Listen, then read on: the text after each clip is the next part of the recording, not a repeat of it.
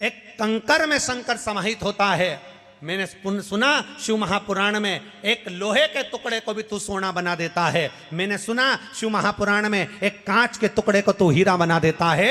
मैंने सुना शिव महापुराण में कि 12 शिवरात्रि का जो वर्णन है करा, 12 शिवरात्रि का जो स्मरण करा, 5 बेलपत्र का जो वर्णन किया, वो बेलपत्र का मैं भी उसको चढ़ाना प्रारंभ करूं।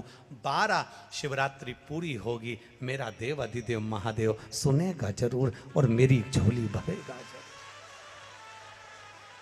अब इसमें एक नियम भारी है, वो नियम का स्मरण करना कि नियम कैसा चाहिए। आप कर्जे में हो गए, परेशान हो गए, टेंशन में आ गए, जिंदगी बेकार सी लग रही है, निवेदन है मेहनत करना। जो काम को कर रहे हो, जो दुकान लगा रहे हो, जो कार्य कर रहे हो, ठेला चला रहे हो, ऑटो चला रहे हो, चलाते रहो, पर उसके साथ में बाबा पर भरोसा रखो। इसमें एक नियम भारी है। कौन सा नियम?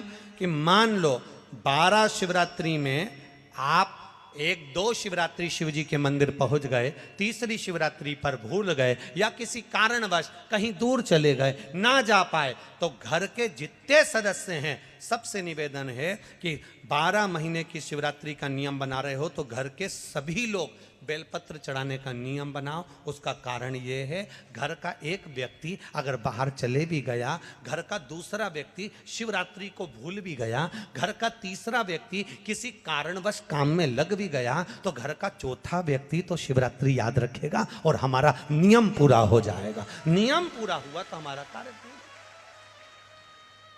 हम उस नियम को पूरा करें, हम उस कार्य को पूरा। 12 महीने शिवरात्रि आती है, 5 जगह पर चढ़ाई हुई बेलपत्र, आप 1 वर्ष 12 शिवरात्रि का एक नियम ले लो, 5 जगह पर बेलपत्र समर्पित करना सीख जाओ। ये शिवलिंग, ये जलाधारी, बहुत ध्यान से देखना, ये चरण जहां से जल नीचे गिरता है, गणेश जी का स्थान, कार्तिकेय जी का स्थान, यह हस्तकमल, माता पार्वती जी का हस्तकमल, शिवलिंग, भगवान शंकर का स्थान। ऊपर से जो एक एक बूंद जल शिवलिंग के ऊपर गिर रहा है, शंकर भगवान की 5 बेटियां जया, विषहरा, शामरीबारी, दौतली, देव। बीच में जो एक मोटी सी लाइन है वो शंकर भगवान की छोटी लड़की, क्या नाम है? अशोक सुंदरी। ये पूरे शिवलिंग का वर्णन। 5 जगह पर बेलपत्र, 5 स्थान पर बेलपत्र। 12 महीने की शिवरात्रि। आप दूसरे क्या काम कर रहे हो? नहीं है नौकरी, बहुत दुख हमारे जीवन में बहुत बढ़ गया है, तो शिव पुराण कहती है कभी मौका मिले एक बेलपत्र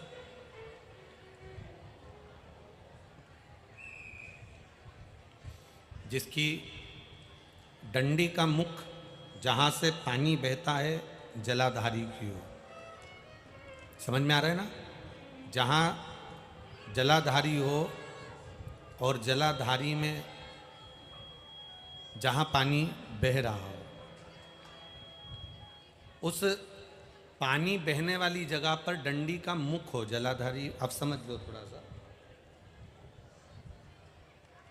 जैसे ये गोल जलाधारी है, ये शिवलिंग है, यहाँ अशोक सुंदरी है और यहाँ से पानी बह रहा है। ये डंडी का जो मुख होता है, उस डंडी के मुख को अशोक सुंदरी वाली जगह पर नहीं, बिल्कुल जहां से पानी नीचे बहता है बस वहीं इस डंडी का मुख हो, पत्ती का मुख महादेव की ओर। और एक बेलपत्री जिसकी डंडी आप जब शिव जी को समर्पित करें तो बीच वाली पत्ती का मुख आपकी ओर हो और डंडी का मुख पीछे की ओर। डंडी का मुख पीछे की ओर, पत्ती का मुख आपकी ओर। महाराज, शिव महापुराण की कथा कहती है किसी भी 12 महीने में शिवरात्रि आती है, 12 महीने शिवरात्रि आती है, किसी भी एक शिवरात्रि पर, किसी भी एक शिवरात्रि पर अगर आप भगवान शंकर के मंदिर में जाकर ये 2 बेलपत्री समर्पित कर दोनों जगह पर पंचजल, मतलब जो कलश आपके पास में है, पानी का लोटा, जल का पात्र जो आपके पास में है, तो यहाँ जो बेलपत्री आपने इस ओर जल पानी बह रहा है इस ओर रखी, यहाँ पर भी 5 बार जल, उसी कलश में से 5 बार जल यहां पर, और उसी कलश में से 5 बार जल जो शिवलिंग पर आपने बेलपत्र रखिए, समर्पित करिए वहां पर। ऐसे 5 बार इधर और 5 बार शिवलिंग पर जल समर्पित कर कर अपने जो दुख हैं, अपनी जो तकलीफ है, अपना जो कष्ट है, बहुत तकलीफें जो हमें आ रही है, बहुत। एलईडी चालू करिए बाबू, एलईडी चालू करिए, एलईडियां चालू करिए। जो तकलीफें हमें आ रही हैं, हम वो बाबा से कहकर, बाबा से प्रार्थना कहकर, अगर वो जल दोनों जगह पर एक शिवरात्रि को, 12 महीने शिवरात्रि आती है, किसी भी शिवरात्रि को हम जब जल समर्पित करें और बाबा से प्रार्थना करें तो ये निश्चित है, एक शिवरात्रि पर करते हैं, अगली शिवरात्रि जब आती है तो बाबा आपके दुख को, आपके कष्ट को मिटा ही देता है, ये निश्चित है।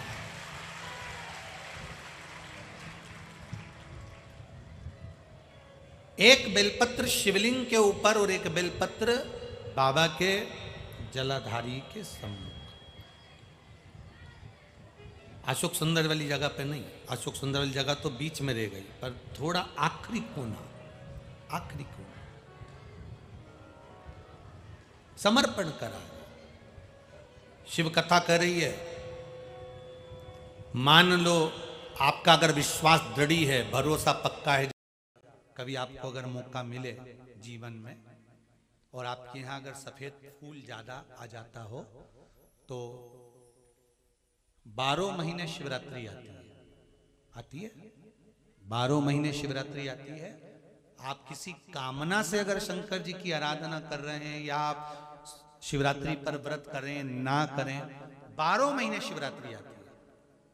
आप प्रयास करना, एक कामना कर कर शंकर जी के शिवलिंग का और शंकर जी की जो जलाधारी है उसका शाम के समय, प्रदोष के समय पर, शिवरात्रि के दिन सफेद पुष्प की पंखड़ियों से शिव का श्रृंगार करना प्रारंभ कर दीजिए। जिस मंदिर में कोई नहीं जाए उस मंदिर में जाकर आप शिव का श्रृंगार करिए, श्रृंगार करो।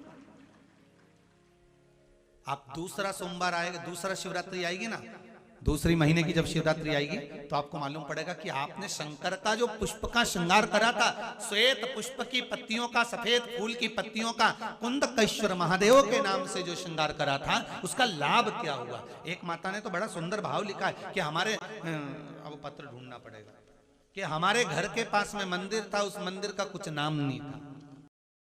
एक बेलपत्र, एक धतूरा, एक शमी पत्र और एक सफेद पुष्प, केवल एक सफेद पुष्प, एक आखा चावल का दाना। आखा का मतलब जानते हो, मतलब पूरा सेगा चावल का दाना, एक। ये सब हाथ में लेकर, अगर तुमको ऐसा लगता है कि आपको ऐसा महसूस होता है कि मेरी सारी राहें बंद पड़ी हुई है और मैं जिस काम में हाथ डालता हूं वो काम आज होता ही नहीं, दिन लग जाते हैं।